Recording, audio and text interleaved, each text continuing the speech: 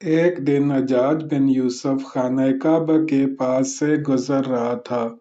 इसकी नज़र एक शख्स पर पड़ी जो काबा की दीवार पकड़े रोते हुए दुआ मांग रहा था।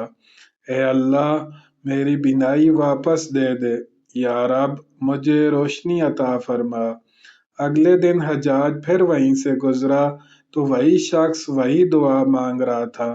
तीसरे दिन भी जब उस शख्स को हज्जाज ने वहीं पर खड़े देखा तो हज्जाज रुक गया और सख्त अल्फाज में इससे बोला, सुन, अगर कल सुबह तक तेरी बीनाई वापस न आई तो मैं तुझे कत्ल कर दूंगा।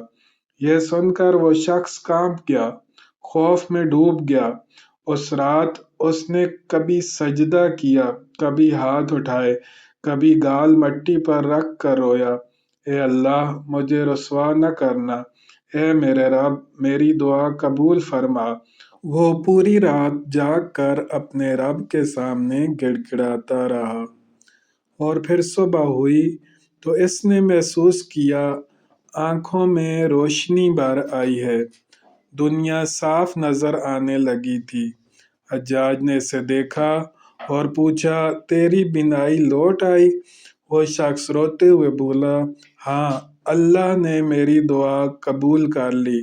हज्जाज ने कहा, 3 दिन तूने दुआ मांगी मगर गफलत से, और आज रात जो तूने खौफ और सच्चाई से दुआ मांगी, अल्लाह ने वो दुआ कबूल कर ली।